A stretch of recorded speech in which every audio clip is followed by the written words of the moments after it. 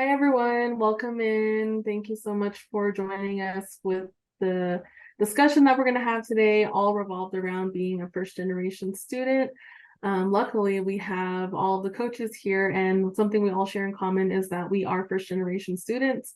So we're just going to go through a few things. We're all each going to share a little topic, kind of a discussion, advice, something that we want to share that we've learned from our own experiences and what we think is going to be helpful for other first generation students out there as well, including what the definition is of a first generation student. And you'll see there that there's not really one like straight arrow answer of what a first generation student means.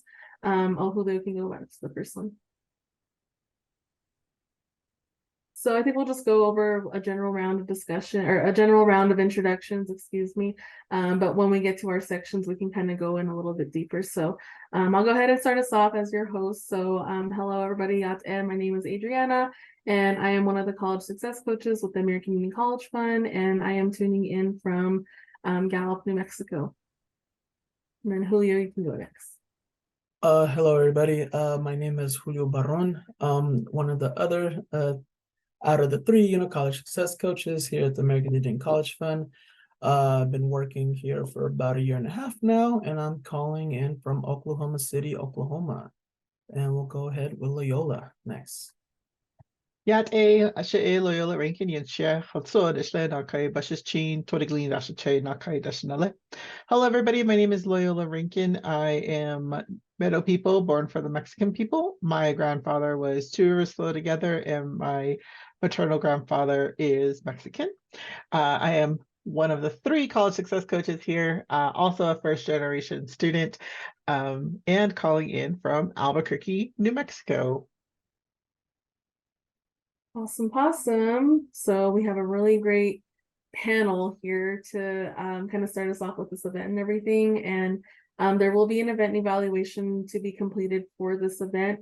Again, for those of you who need to attend an event, please refer to your scholarship agreement forms just to make sure that you're looking at the right scholarship components to complete.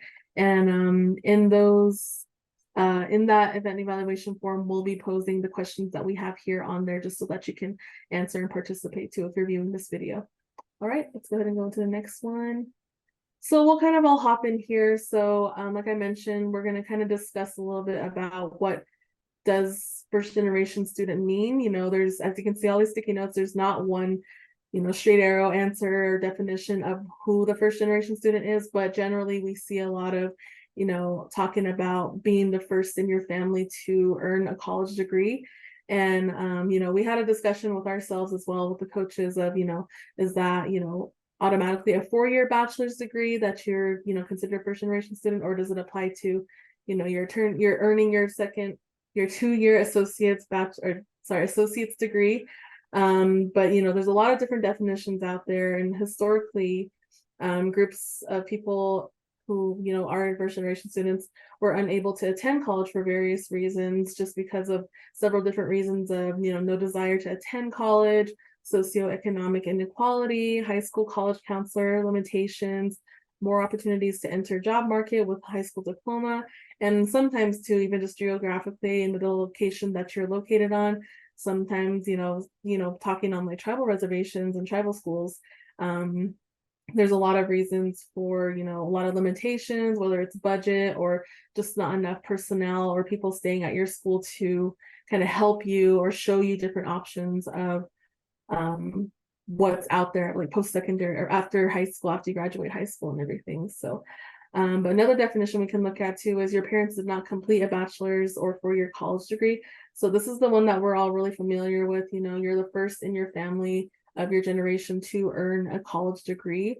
And if any of the coaches want to jump in.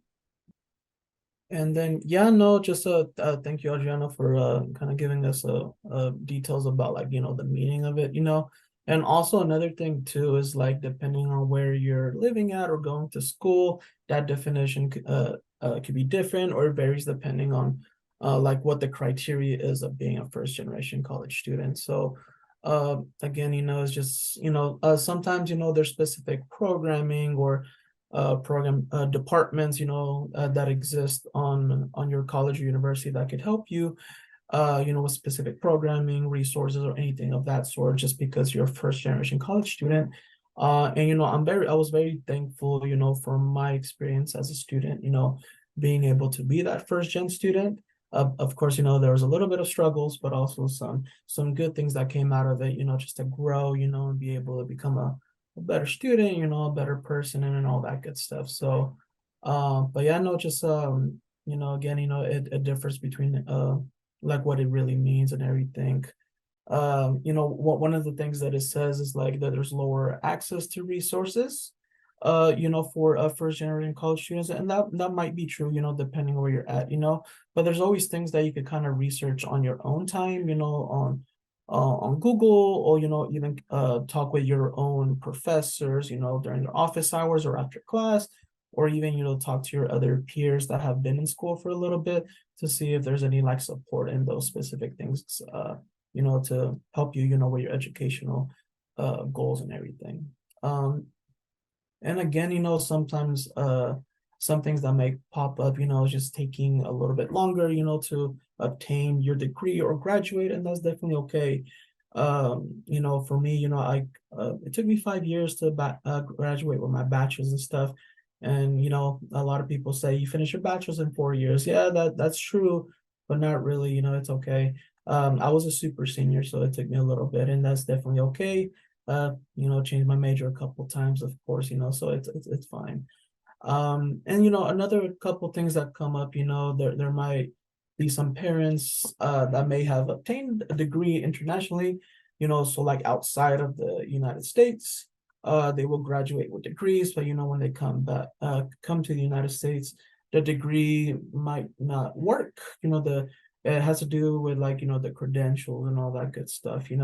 So sometimes those parents have to just go, if they want to do their profession of what they did, their field of study, then they have to graduate from a school here in the United States, of course. But hopefully that's not an issue for anybody, but that might be a thing.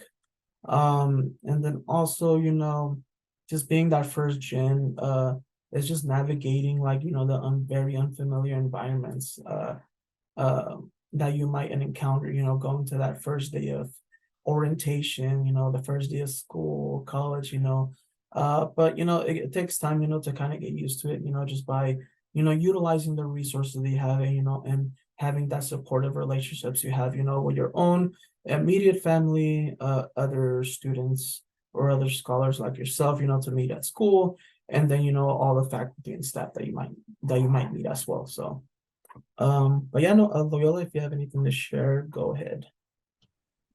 Yes, definitely. As you can see, what does a first generation student mean is the question. And this is under the assumption that you as the audience are first gen or identify as first generation student, or maybe this is the first time you've heard of the term first generation student. This is also like looking back on, what Adriana said of historically, what have been the reasons people would go to college. Nowadays, it tends to be more in line with job obtainment, degrees, but the changes that have occurred through the generations of why someone might go have differed. So I know if you go into the historics of the traditional college and university, they started off as inside of a religious sector, and then moved into different types and different uses of, higher ed.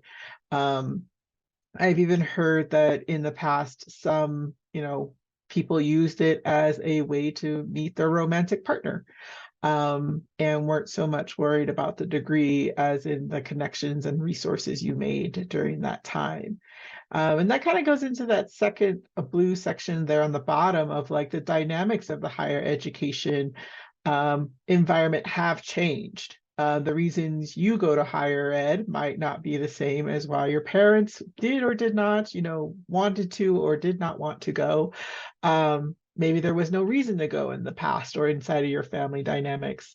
Or they could not just, have had access to someone to guide them.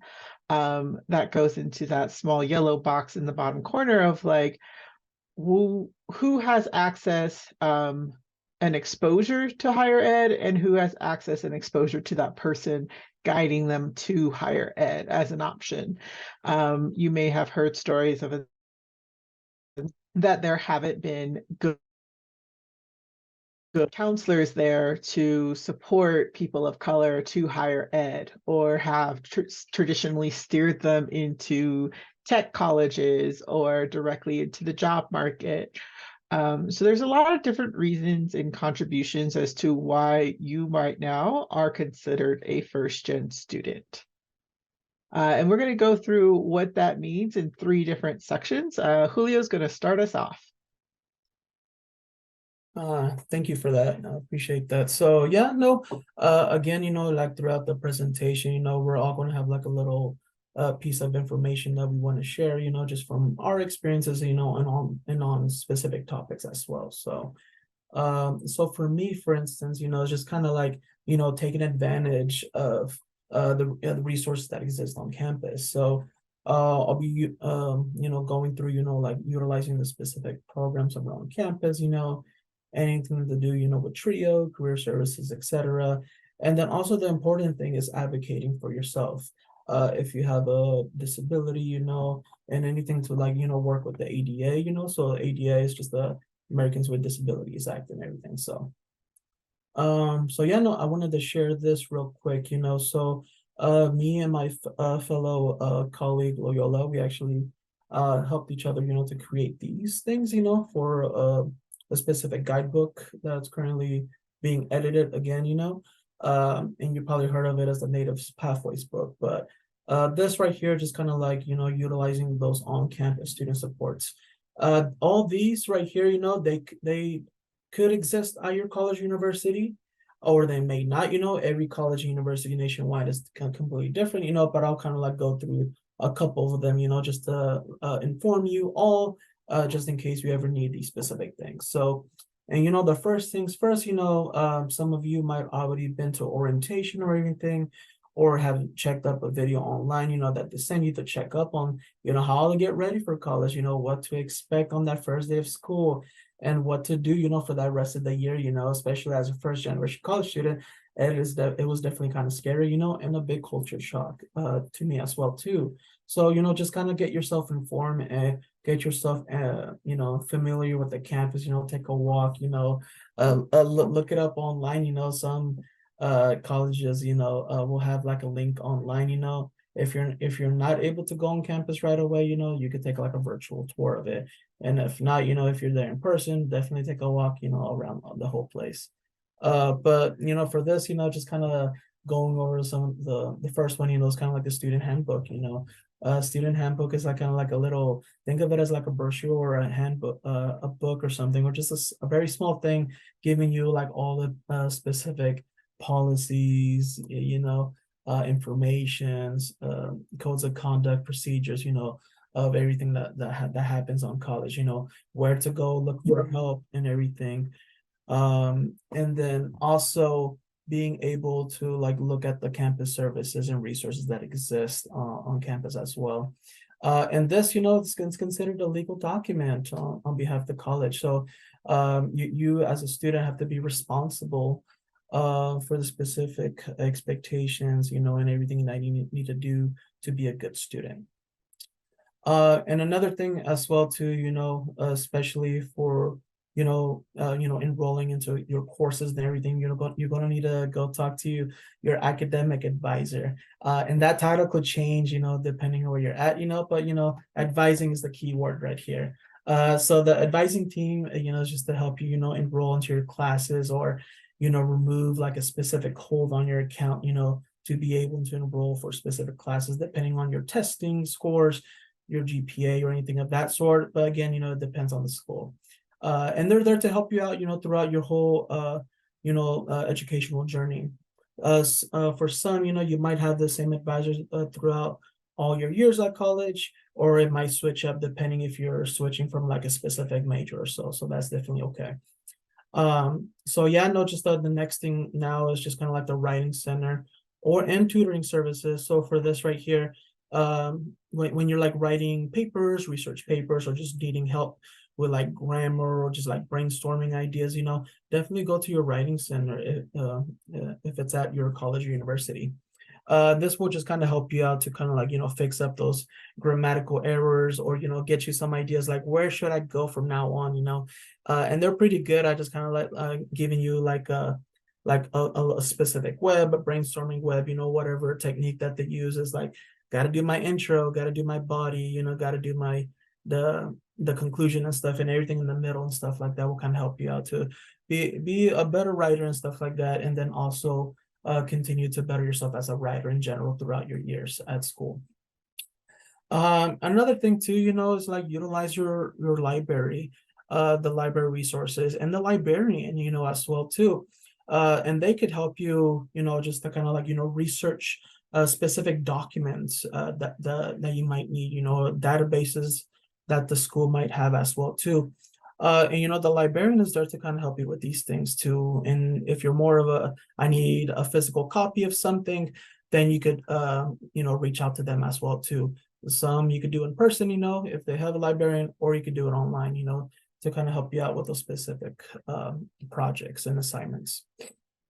And then also, another very common one is the financial aid office. The financial aid office is, there to kind of help you out, with your FAFSA, if you're doing the FAFSA application, or you want to know where your scholarship money is going to, is it paying for all my tuition, my fees, my room and board, and then all the other specific,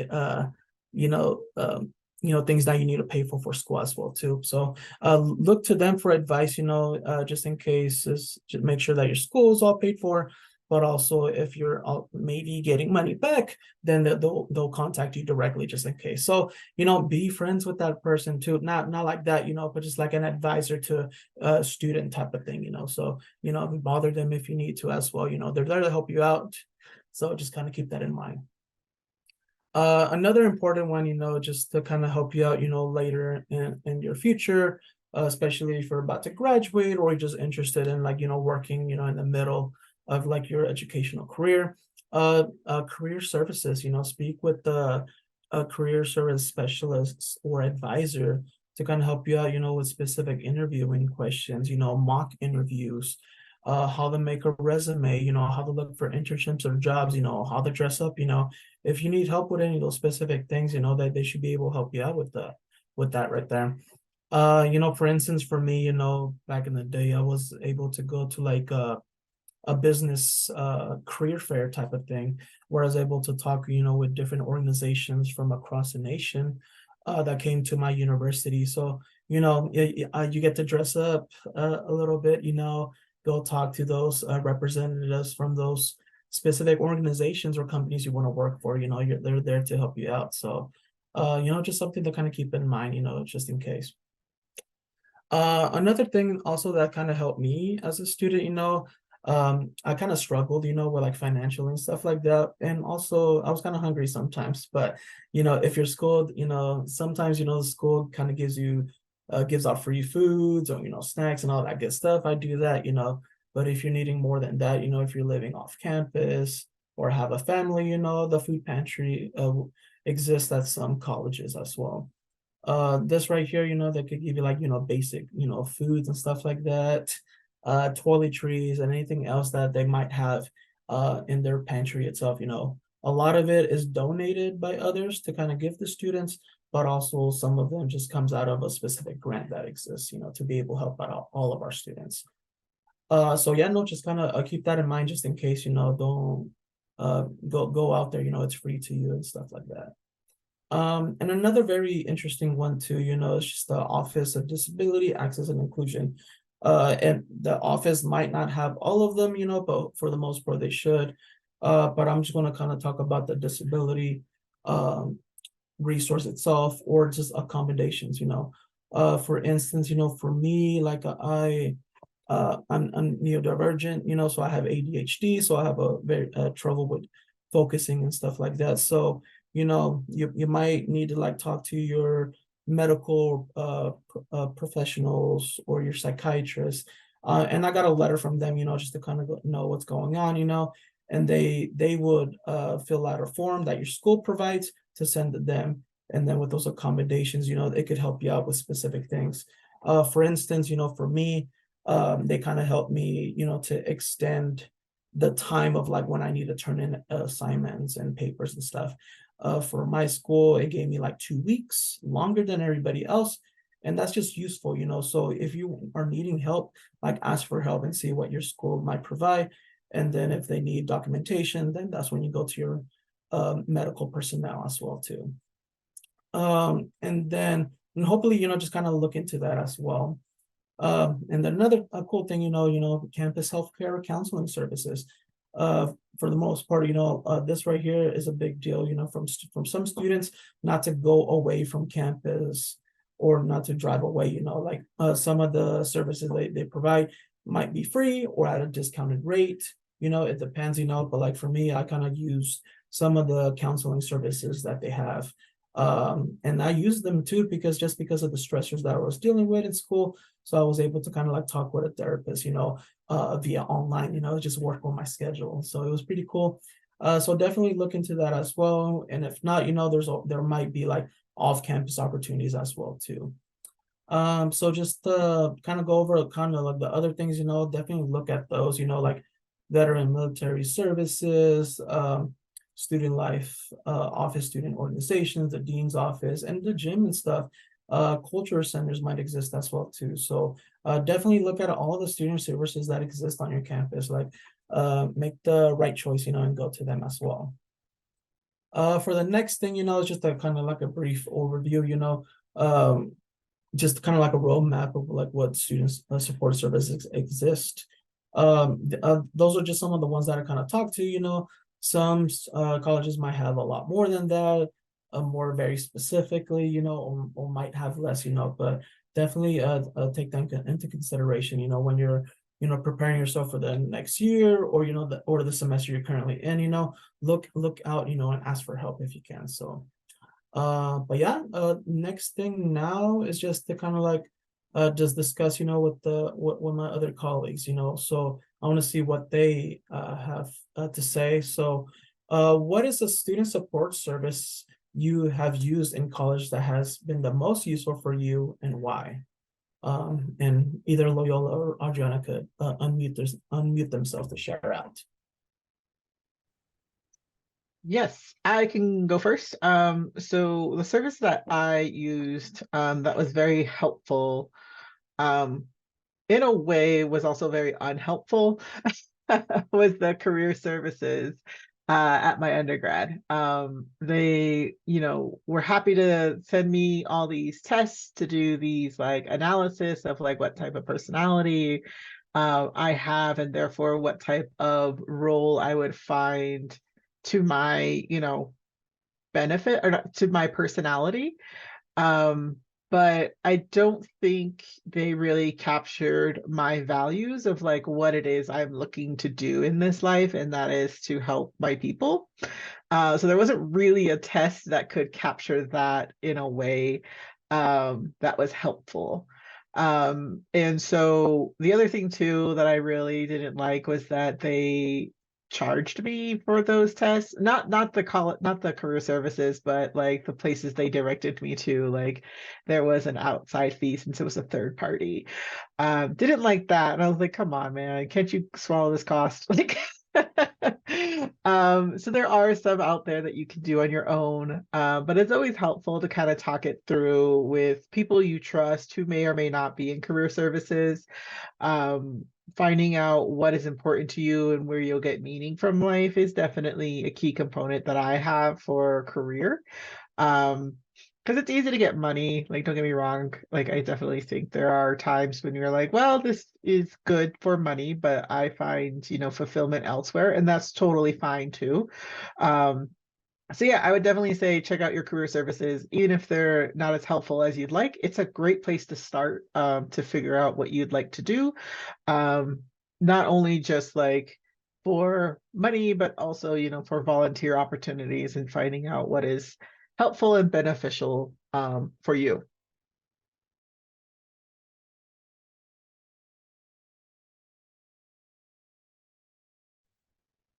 Thank you, Loyola. And yes, I definitely have to agree with finding somebody or people that you definitely trust, you know, because especially if during those times when it gets really stressful, when you feel like you're all alone, and you'll unfortunately experience that a lot as a first generation student, but hopefully not too much, because you have people in the student services who want to help you. And for me personally, I found a lot of help. So I'm a transfer student, but when the school that I transferred to, I feel like I utilized more of their resources just because they were a little bit more of an open door policy and more welcoming.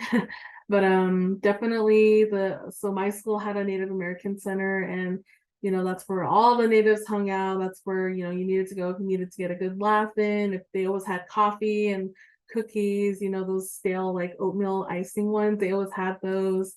They always had food, they always had, you know, like lunches where they would make stew or something.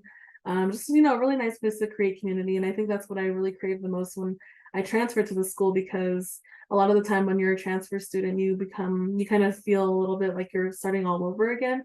So just kind of going there and being able to meet everybody and, you know, share other experiences about being a first generation student was really great. And then I also have to say my academic advisor was my best friend, I swear, with my last 2 to 3 years at my college until I graduated. Vicky, big shout out to you if you're ever watching this. I don't know if you'll ever be watching this, but she was my best friend, and we shared a lot of commonalities with how, you know, our experiences of being first generation students, and just kind of going over being in a male dominated space, you know, at what is the business school, because I was a business student. And I don't know, she was just like somebody who really kept me grounded, and somebody that I knew that I could always go to and talk to. And I was making appointments with her almost like every week. So definitely reach out to people because they want to be there to help you, especially if they have that appointment style set up, you know. Most of the time, not a lot of students are taking advantage of those. So definitely try to utilize or try to meet with your academic advisor as much as you can. But that's just my advice. Yeah, thank you both for sharing. Yeah, I appreciate that. So, hopefully, you know, people in the audience or anyone that, you know, watches the recording of this session, you know, be able to kind of like learn a couple of things, you know, from this part of the session itself. So, and now, you know, we'll go on to our next speaker. So, Arjana, go ahead. Hello, everybody. Good to see y'all again. So again, my name is Adriana, and I'm one of the college success coaches. So as I mentioned, I am a first generation student. I'm the first person in my family to have their bachelor's degree. I'm still on my road journey to do my master's, but I'm not quite there yet. But definitely I had a journey getting my bachelor's degree. I finished in about 4.5 years. And there was a lot of times where I felt like, you know, I was doing things by myself just because I didn't want to. I had a little bit of trouble asking for help in the first couple of years of my undergrad journey. But in this section, I want to talk about establishing your network of support. So, Julio, next slide. So I just have a few areas and a few pointers and a few, you know, topics just to kind of go over, and really just looking at your options and how to really expand your network, because your time while you're in college, whether that's the traditional 4 years, 5 years, 10 years, whatever, you know, those are going to be very essential times for your growth and professional development, because you're in a space with a lot of the time people who are within your same age group, or people who have had a lot of experience. You know, maybe they had a really awesome internship that they learned so much skills from, and they're bringing it back to your school, or you get to know them, they get to kind of like mentor you in that way. Professors, there's people coming to campus all the time talking about, you know, internship, fellowships, research opportunities, traveling, you know, so many different things for you to explore. And it's really important for you to kind of put yourself out there. I know it's kind of hard to meet new people, especially coming out of a pandemic. It might be a little hard to socialize here and there, but you'll see that there's a lot of benefits with really putting yourself out there and just kind of making that first step to introduce yourself to somebody, because, you know, everybody in the space is wanting to do that. So the first place, you know, that you really get to find that network of support is your peers, your college students. What are they called? Your coworkers, your classmates. I can't remember what it's called. You know, a lot of the time your classmates in class will be following you within your journey in your field of study, and you'll be, you know, kind of roughing it out during the hard times, finals, midterms. Maybe you'll be paired together sometimes to work on projects. But another really good place to look to is with upperclassmen, college, the students who maybe are a year above or who have already taken a class that you're in right now, to really look at them to get pointers, because they can share a lot of insight and really like honesty with you, because you know you can only get so much reading a class description, but if you talk to somebody who has already taken that class, they can save you a lot of time and unneeded stress of what your expectations can be for that class. Maybe they can even tell you, you know, like, oh, on the syllabus, they're going to tell you you need to have this book. Don't buy it, you know, try to look at the library or ask the professor for if they can provide you a copy of that book, or if they have a book set aside or something. Because we won't be using the whole book that entire time, and you get to save money, you know. So really you're looking at your peers, because you're all in this together, and there's a lot of honesty that's shared around there, and it can really just save you a lot of time. I can't think of how many times that I've talked to people, you know, back when I was in college or undergrad, that, you know, they gave me their notes, which, I mean, maybe that's not the greatest thing, but they gave me their notes, or they gave me like their study tips, or they gave me a book that they don't utilize anymore, but I can use for that class, you know, just anything that can really be helpful. They're there to help you, because they don't want you to fail. They don't want you to get, you know, have to pay a necessary amount of money, or, you know, get any stress added onto what you already have to deal with. Next is communicating with your instructors. So if you're on Connect, we actually have a module that is all around communicating with your instructor, and it gives you more tips on that as well. But your instructors are a great pipeline into your field of interest and opportunities. Again, your professors have a lot of years of experience, you know, not only being a former undergrad student, but also maybe doing research opportunities, working at a place that you want to work at in the future, or they just have a whole network of people that they know that can be very beneficial for you to kind of get your foot in the door. So not making it so transactional, but, you know, really getting to know your professor and kind of putting yourself out there. It can be at the end of class, it can be during their office hours, which they'll post on their syllabus.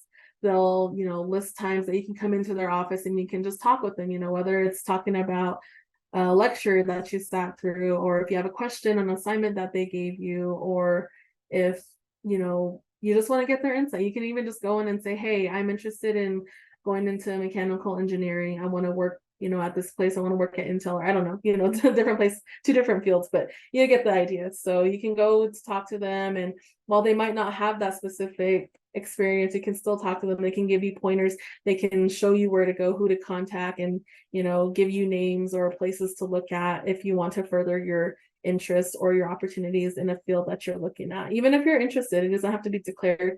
It can be somewhere that you're looking at.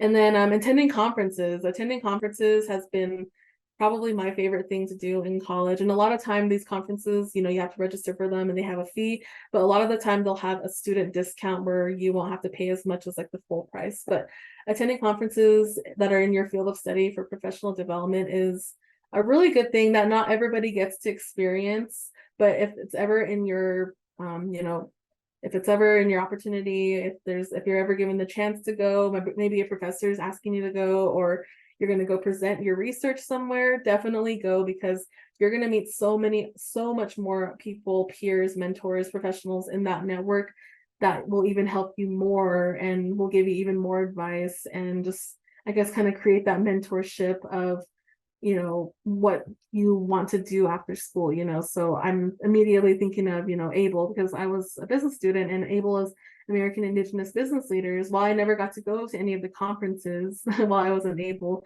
I've heard a lot of great things where a lot of, you know, my classmates got to go and meet, you know, like the head of Nike, you know, the VP of marketing at Nike or something, you know, and they got to network with them, and they got to, you know, do an internship with them the next summer. So, you know, a lot of different things can happen. And while sometimes you won't find the actual physical internship application on a website that you're looking at, even just talking to somebody or adding them on LinkedIn, that's another thing I can say. Please make a LinkedIn profile, even if it seems boring, but adding a lot of really unique individuals, maybe your classmates. It'll, you know, help open up your network even there virtually, basically.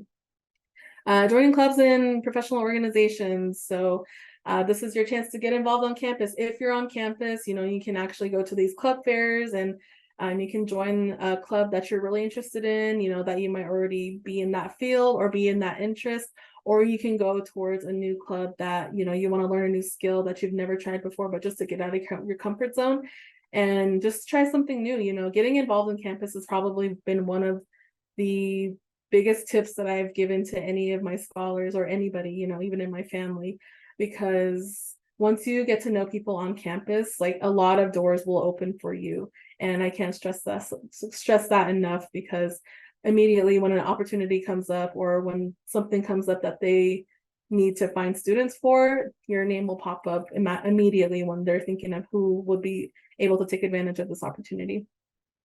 And then creating your elevator pitch. So this can be used in any area that we talked about, you know, talking with your professor, talking with a potential mentor or professional at a conference, talking to people who are, you know, running clubs, professional organizations. I did not change the description for this, so I'm sorry.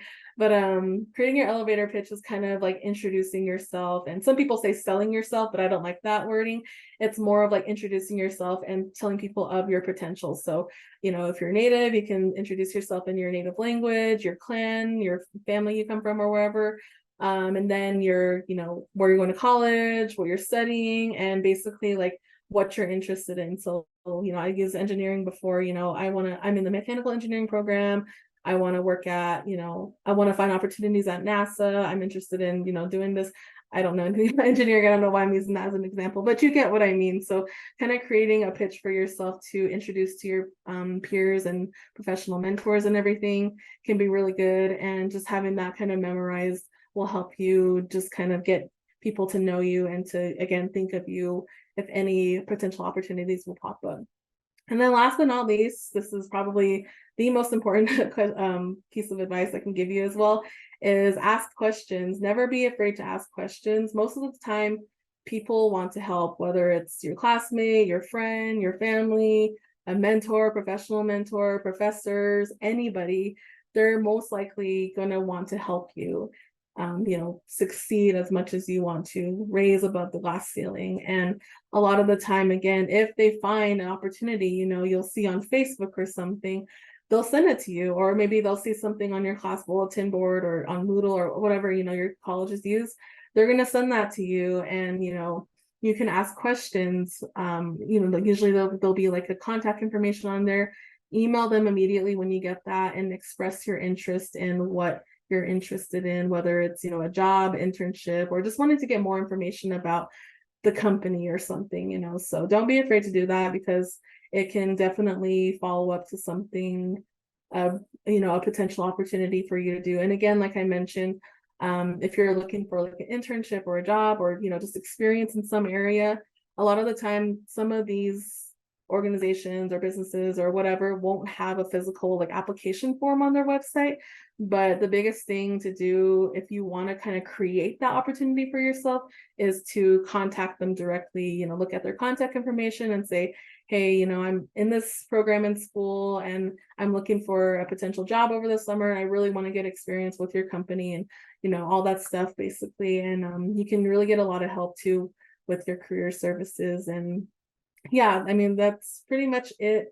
And we can go to the next one. So after talking about all that, you know, I'm sure outside of your academics, you've made connections with other people too, maybe in your community, maybe at a previous job, maybe in high school, anywhere, basically at the grocery store. So right now, I just want to ask, of course, the coaches, but, you know, as you think about it, as you're sitting here watching this video, think about a time you made a connection with somebody and share how they helped you. It can be, you know, professional. It can be, you know, I asked somebody to jump my car at the grocery store, you know, like just think about a time that you really made that connection and made really just put yourself forward to kind of create the opportunities for benefits for you, and try to think outside of your family. You know, I know we find a lot of these opportunities in our family, and, you know, if you know somebody, you know somebody. If you know somebody, you can, you know, get anywhere basically, but try to think of outside your family. You know, it can be school, like I said, anywhere. So I'll ask the coaches this, and whoever wants to go first. Yeah, I could go briefly about it, talk about it briefly. So yeah, no, just one connection that kind of popped in my mind just now is my academic advisor. He used to work for like Trio Services and everything. And that connection just kind of built out, for like, a good 2.5 years when I was still doing my undergrad. But having that connection at that point, helped me to grow as a person, like as a college student, I just felt like I was just like a kid and a kid, or I didn't have a lot of work experience. So I was just able to kind of like, talk with them, personally about like, hey, how do I get a job? Like what do I expect? Or like, could I use your resume? Could I use your cover letter type of thing, and then at that time he like just emailed me his resume and his cover letter, just to kind of help me out, for like when I was about to graduate or so, or into the future too.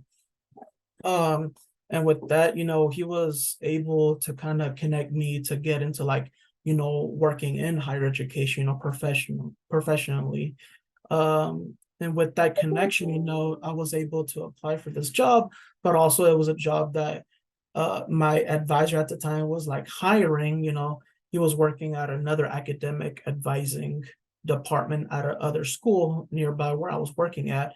And then I just kind of talked to him, as like, hey, how do I get this job? It's like, just put me as a reference, and just kind of get ready for these specific, interview questions. So I was able to practice kind of like ahead of time, uh, but I think with that connection just kind of gave me a better opportunity to work in higher education. And then without that connection, I don't think I would have had a chance. But that's just one connection that kind of helped me out, for the rest of my life, in higher education itself. So, but yeah, no, thank you.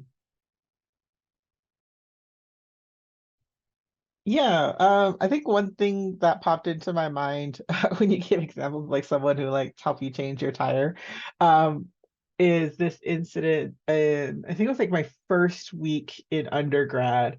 I was riding the elevator with some strangers, and we were all first years, so it was kind of like awkward, and you're just, I don't know these people. This elevator's going real slow, and I think we all had that instance of like somebody say something. Somebody say something. This is too awkward for all of us. And there was a guy who blurted something random. And I don't remember what it was exactly, but I just remember I felt like not necessarily insulted, but it was just like a little jarring for me. And I was like, that's too much far out of my personal space. And I just remember saying something like, "That's so weird to say." And this lady countered.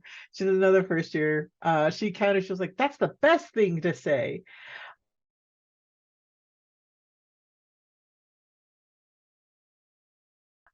It stopped, right? Like it just stopped the conversation dead, and we rode the rest of the ride like in silence. And I bring that up only because having those connections, having those like instances of like, this is so awkward, but standing up for yourself and saying like, yeah, don't say that. Don't say stuff like that around me. And it'll take some time to find your people, but it'll happen. Those weren't my people, and that's okay. Eventually I did find them, and that made sense. So for sure, I think of that connection often because I have always felt really terrible about that. Because I was like, oh, Loyola, you're just being so weird, you're being so awkward, being uncomfortable, your anxiety of like not pleasing these random strangers. And just don't worry about that, be who you are, and the rest will follow in Vogue.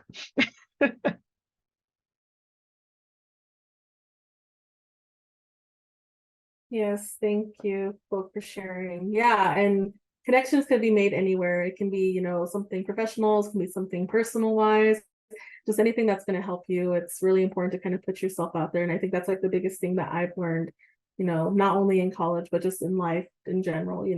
A lot of the time you have to put yourself out there because otherwise nobody will know what you're going through, or if you have any like problems or anything. I mean, not like problems, but like if you have like a flat tire, nobody will know unless you say something about it. So thank you all so much, and we'll go ahead and round it off with Loyola.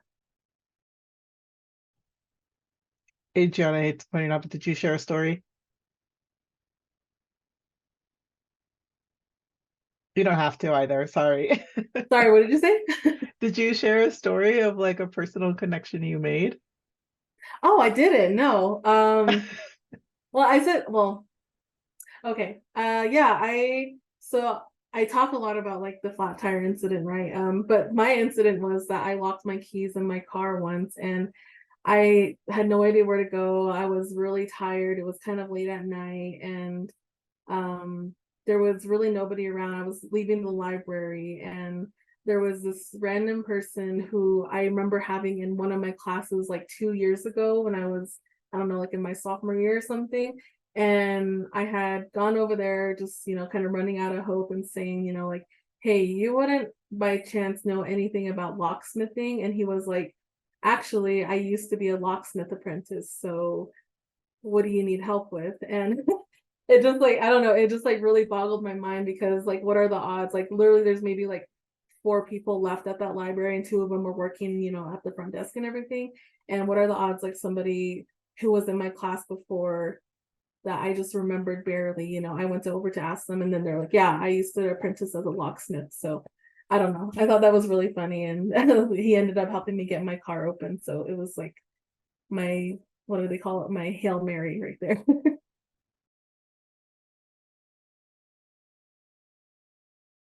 Cool. Thanks for sharing. So I guess just talk to anybody and everybody when you're on campus safely. Unlike my elevator story.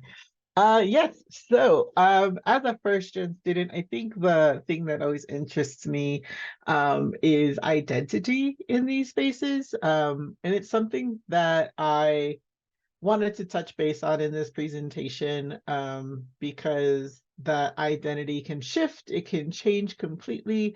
And the key term is not to be afraid of it. I don't know if this is going to hit on the mark for everyone in the same way.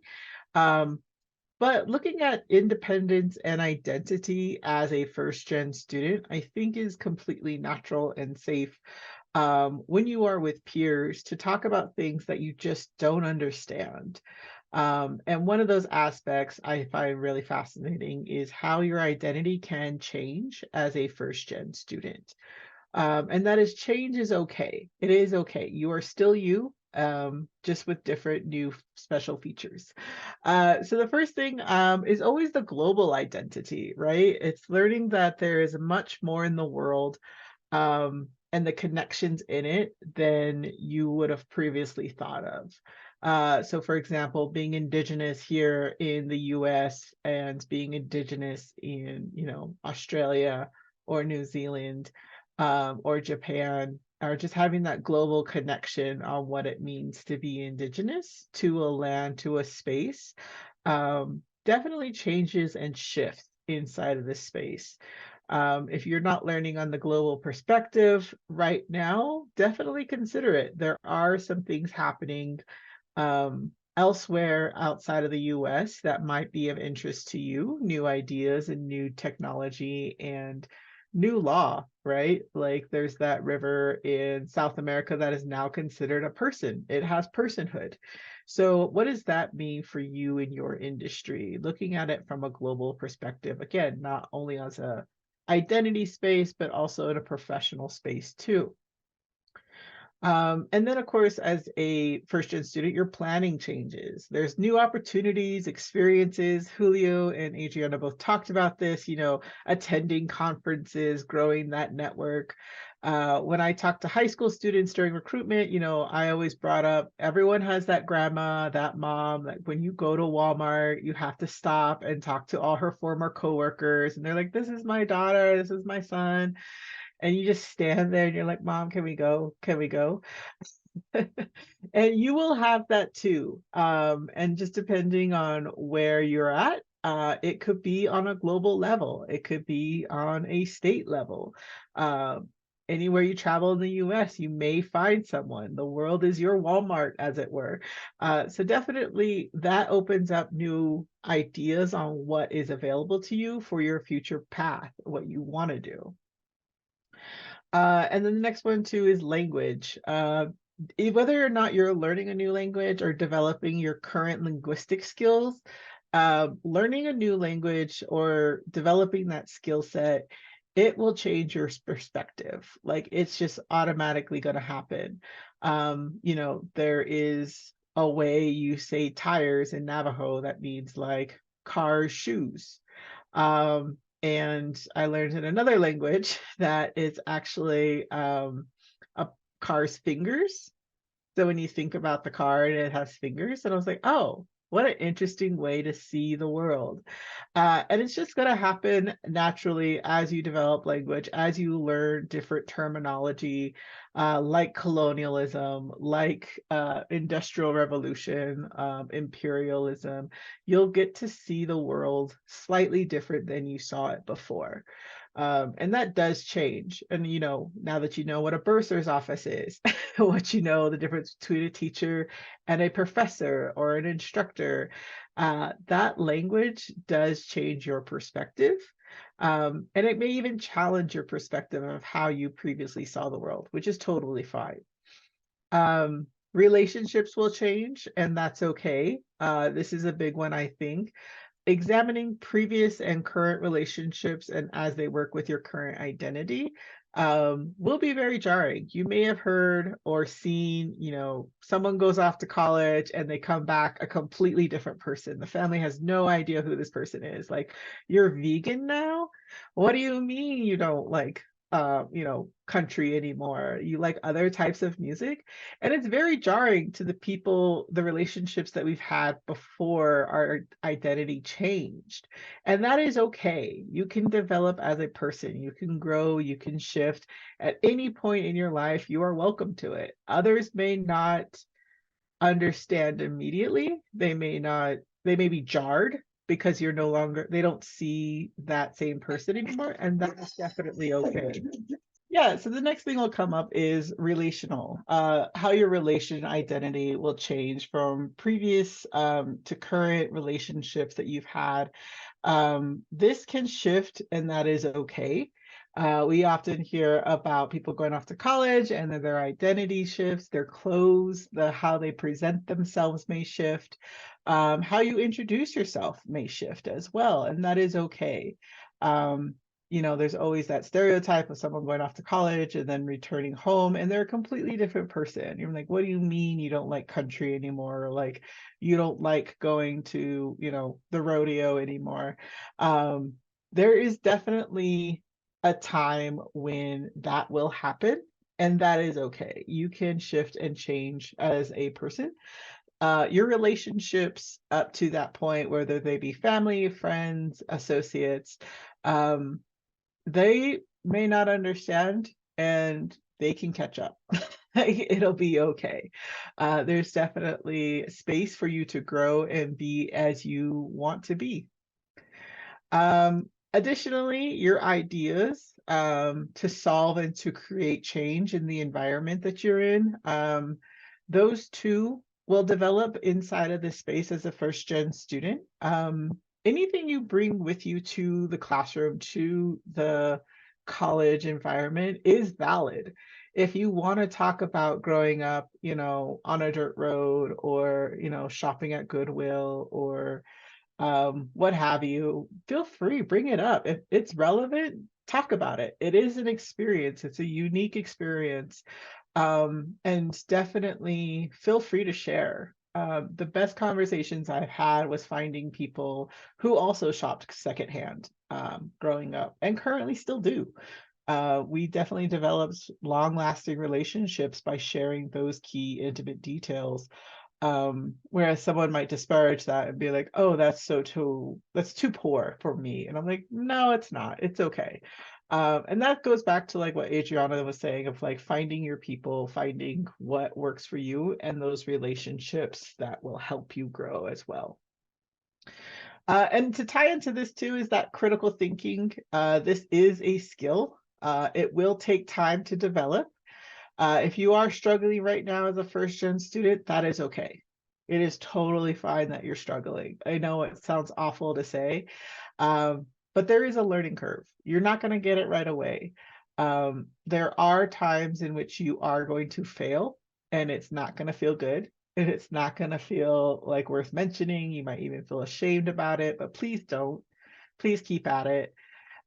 It's a skill, and like any skill, it takes time to develop. Critical thinking is one of the most arduous skills to develop because you have to be wrong for a long time before you get it right. And I really enjoy the critical thinking in situations to develop that problem solving capability. And so when you take this skill and you make it applicable to like all aspects of your life, that definitely will cause some challenges, will cause some identity shifts inside your home, inside of your, immediate family, extended family. They may not want to hear it. Be like, hey, remember why you don't have money? It's because you go to the casino all the time. Maybe stop going to the casino. They don't like that. I had to talk to my mom about that. And it doesn't seem like a hard situation, but going even deeper of like, what is that reward that you're getting inside of, this space of going to the casino, of playing these games? Why is it flashy? What? And I still don't understand. And I don't have to. But for sure, like that is some of the situational development that you can do with your critical thinking skills. And then finally, success. How does success change your identity? And success here, I am specifically talking about meaningful goals and accomplishments that you achieve. This can create a change in you, which could be linked to, being more confident, being more assertive, knowing you're right. And then therefore people call you confrontational. And, you can say to them, no, I'm just right. Like, I know I'm right because I have this experience. I know what I'm talking about.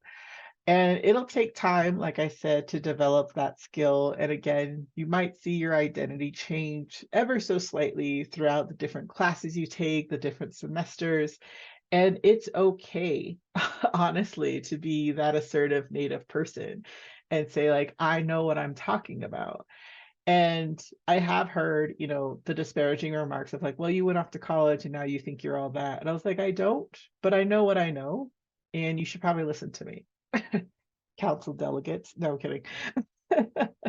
So definitely take time to think about your identity, think about that independence that you're developing inside this space as a first gen student.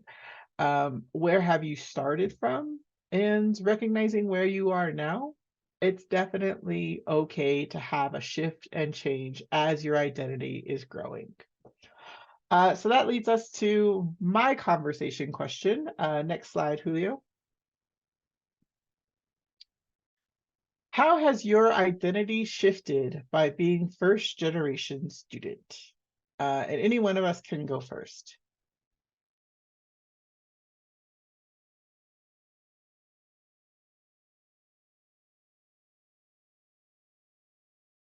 I feel like for me, it definitely shifted. I feel like every semester of my undergrad, there were times where, of course, majority of being a first generation student is kind of being the first, doing it for the first time. And sometimes a lot of that can bring a lot of like, am I doing this right? Or oh, I should have done it this way. A lot of like trial and error, a lot of, again, making that first step of, advocating for yourself and everything. And it was just a lot of like growth, I feel like, being a first generation student, of going out and asking questions and not being afraid to ask for help, and just kind of navigating these spaces, but also knowing that you're not completely alone. There's so many people that are a first generation student, and you can find a lot of identity or a lot of community and a lot of similarity in those spaces. And I mean, sometimes you can even help each other find these resources. Like I know a lot of even my own nieces and nephews are going to be going through that, being the first people in their family. And just using my own experiences of what I went through, I'm helping them kind of pass down that information to their, what generation they're in now. So then hopefully that'll keep being passed down to where being a first generation student is more of like a commonality anymore, but I don't know if that answered the question, but I feel like it was just like a lot of growth and a lot of like trying new things, not necessarily succeeding or, failing at those things sometimes, and dealing with a lot of like that, what is it called? Imposter syndrome of like, am I really here? Do I really deserve to be in these spaces? And then coming out of that and being like, I do deserve to be in these spaces, like I deserve to be here as much as anybody else in this situation, and I feel like a lot of that came with being in a very male dominated space, again, being in a business school. So I don't know, a lot of like highs and lows and everything, but definitely just kind of, recognizing that there is help for you and that you're not completely alone in the space. But it's also another like kudos to you because you're the first one in your family doing this. So make sure you give yourself that applause. I'll go next. Thank you for sharing that, and it kind of made me realize that there was, for me, identity, it did shift, being a first gen student, but also there was a lot of pressure that I just had to like kind of like surrounded me. I was always feeling kind of like stressed or didn't feel like I was ready for this, even though I thought I was, but just, that first semester was very difficult for me. I couldn't, I guess, I couldn't do it, like I did my best with the education that I had at the moment, but it was one of those things that I had to adapt to being a college student, I had to like make my connections on my own. In high school, I was, I would just say I was an extroverted introvert. And I kept that same identity, in college, but I had to kind of force myself to be an extrovert most of the time, like, talking to the professors or talking to upperclassmen, talking to those representatives, from the specific departments that I went to, for support, student support services.